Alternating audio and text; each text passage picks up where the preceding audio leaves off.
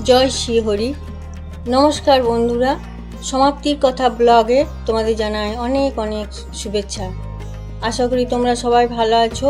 আমিও ঈশ্বরের কৃপায় ভালোই আছি। তার সামনে আসতে চলেছে পবিত্র একাদশী। ভক্তদের কাছে একাদশী তিথি অত্যন্ত পবিত্র। শ্রী বিষ্ণুর চরণে ভক্তি নিবেদন, মনকে সংযত করা এবং পাপ পুণ্যের চিন্তা থেকে নিজকে শুদ্ধ করার জন্যই একাদশী ব্রত পালন করা হয়। আজ আমরা জানব 2026 সালে পবিত্রা একাদশী কবে, কখন থেকে তিথি শুরু হচ্ছে, কখন শেষ হচ্ছে, কখন ব্রত পালন করতে হবে, কি খাবেন কি খাবেন না, কি পূজা করবেন এবং এই একাদশী পূর্ণ ব্রত কথা। 2026 সালে পবিত্রা একাদশী পালিত হবে 24শে আগস্ট সোমবার। কলকাতার পঞ্জিকা অনুযায়ী একাদশী তিথি শুরু হচ্ছে 23শে আগস্ট রাত 2টো এবং শেষ হবে 24শে আগস্ট ভোর 4:18। তাই 24শে আগস্ট দিনটিতে একাদশী ব্রত পালন করা হবে। এই একাদশীকে অনেক পঞ্জিকায় শ্রাবণ পুত্রদা একাদশী এবং বৈষ্ণব পরম্পরায় পবিত্রপনা একাদশী নামে উল্লেখ করা হয়।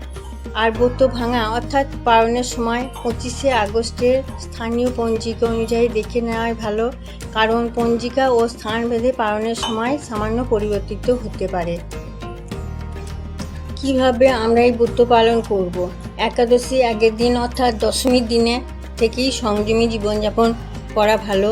সন্ধ্যার পর অতিরিক্ত খাবার না খেয়ে হালকা ও সাত্ত্বিক আহার গ্রহণ করা উচিত।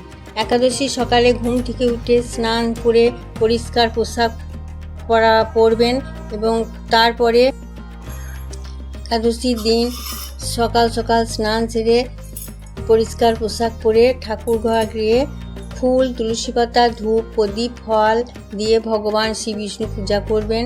ভক্তি ভরে বলবেন ওম নমো ভগবতে বাসুদেবায়।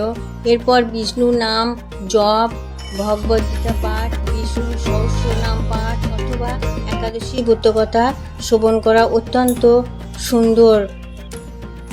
একাদশীর দিন চেষ্টা করতে হবে যে পরনিন্দা করা, মিথ্যা কথা বলা, অন্যকে কষ্ট দেওয়া, রাগ হিংসা থেকে দূরে থাকা, যতটা সম্ভব ভগবানের নাম জপ করা উচিত। একাদশীতে সাধারণত চাল, গম, ডাল, অন্যান্য শস্যজাতীয় খাদ্য এড়িয়ে চলা হয়। এছাড়া অতিরিক্ত মশলাদায়ক ভারী খাবার এবং ভোগবিলাসের খাবার এড়িয়ে সাত্ত্বিক খাবার গ্রহণ করা ভালো। পবিত্রা নামের মধ্যেই রয়েছে পবিত্রতার ভাব। ধর্মীয় বিশ্বাস অনুযায়ী এই দিনে শ্রী বিষ্ণুর আরাধনা করলে মানুষের মন পবিত্র হয়, ভক্তি বৃদ্ধি পায়, জীবনের অশুভ প্রবৃত্তি থেকে দূরে থাকার শক্তি লাভ হয়। শ্রাবণ পুত্রদা একাদশী বিশেষভাবে সন্তান সন্ততি ও পরিবারের মঙ্গল কামনার সঙ্গে যুক্ত বলে বৈষ্ণব পরম্পরায় বিশ্বাস করা হয়। তবে এই গভীরতম শিক্ষা হলো ভগবানের কাছে নিজের অহংকার, দুঃখ, কষ্ট ও সমস্ত চিন্তা সমর্পণ করে তার স্মরণ করা। পবিত্র একাদশী ব্রতকথাটি হলো অতি প্রাচীনকালে মহিজিৎ নামে এক রাজা ছিলেন। তিনি ছিলেন অত্যন্ত ধর্মিষ্ঠ এবং পূজাবৎসল এবং ন্যায়পরায়ণ রাজা। তার রাজ্যে প্রজারা সুখে শান্তিতে বসবাস করত। রাজা নিজে ধর্ম পালন করতেন, ব্রাহ্মণ ও মানুষের সম্মান করতেন এবং প্রজাদের নিজের সন্তানের মতো দেখতেন। কিন্তু তার জীবনে একটি বড় দুঃখ ছিল, রাজা মহিজিতের কোনো সন্তান ছিল না।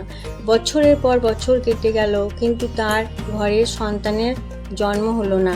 রাজা এবং রানী অত্যন্ত দুঃখিত হয়ে পড়লেন। রাজা ভাবতে লাগলেন, আমি প্রজাদের জন্য এত কিছু করি, ধর্ম পালন করি, দান করি, পূজা করি, তবুও কেন আমার জীবনে এত অভাব? একদিন তিনি তার মন্ত্রী ও রাজ্যের জ্ঞানী ঋষিমুনিদের ডেকে বললেন, আপনারা দয়া করে আমার এই দুঃখের কারণ খুঁজে বের করুন। আমি কি অপরাধ করেছি যার কারণে আমার জীবনে এই অভাব এসেছে? ঋষিরা ধ্যান করে রাজার পূর্বজন্মের বিষয়ে জানতে পারলেন। তারা রাজাকে বললেন, হে রাজন, পূর্বজন্মে আপনি একবার এক দরিদ্র ব্রাহ্মণের প্রতি অন্যায় করেছিলেন। সেই কর্মের ফলেই এই জন্মে আপনাকে এই দুঃখ ভোগ করতে হচ্ছে। রাজা অত্যন্ত দুঃখিত হলেও তিনি জানতে চাইলেন এই কর্মফল থেকে মুক্তির কি কোনো উপায় নেই? তখন ঋষিরা তাকে শ্রাবণ মাসের শুক্লপক্ষের একাদশী অর্থাৎ পবিত্রা একাদশী ব্রত পালন করার পরামর্শ দিলেন। তারা বললেন, এই পবিত্র একাদশীতে ভক্তি করে শ্রী বিষ্ণুর পূজা করলে, উপবাস করলে, সংযম পালন করলে ব্রতের পূর্ণ ফল ঈশ্বরের চরণে সমর্পণ করুন। রাজা মহিজিৎ অত্যন্ত নিষ্ঠার সঙ্গে সেই পালন করলেন। তিনি শ্রী বিষ্ণুর পূজা করলেন, ভগবানের নাম জপ করলেন এবং দরিদ্র সাধুদের সেবা করলেন। ব্রত শেষে প্রার্থনা করলেন যে, হে ভগবান শ্রী বিষ্ণু, আমার জীবনের সমস্ত ভুল ও অপরাধ ক্ষমা করুন। আপনার কৃপায় আমার পরিবারের শান্তি ও মঙ্গল প্রতিষ্ঠিত হোক। রাজা যখন নিজের জন্য নয়, ভগবানের কাছে সম্পূর্ণভাবে আত্মসমর্পণ করে প্রার্থনা করলেন, তখন শ্রীহরির কৃপা ও তার উপর বর্ষিত হলো। ধর্মীয় কাহিনী অনুসারে পরবর্তীকালে তার ঘরে সন্তানের আগমন ঘটে এবং রাজ পরিবারে আনন্দ ফিরে আসে। এই কারণেই পবিত্র একাদশীকে সন্তান সন্ততি পারিবারিক মঙ্গলের সঙ্গে বিশেষভাবে যুক্ত বলে মানা হয়।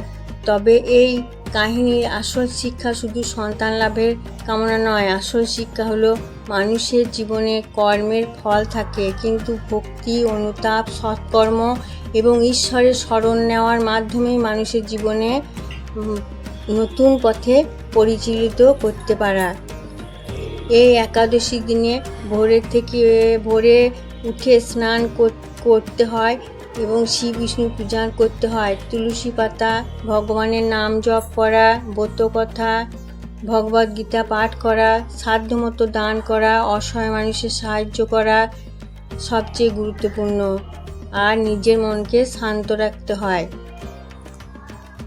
এই একাদশী দিনে পরনিন্দা করা, মিথ্যা কথা বলা, অন্যকে অপমান করা, অকারণে ঝগড়া করা, হিংসা বিদ্বেষ পোষণ করা, অতিরিক্ত ভোগবিলাসে নিজেকে ব্যস্ত রাখা উচিত নয়।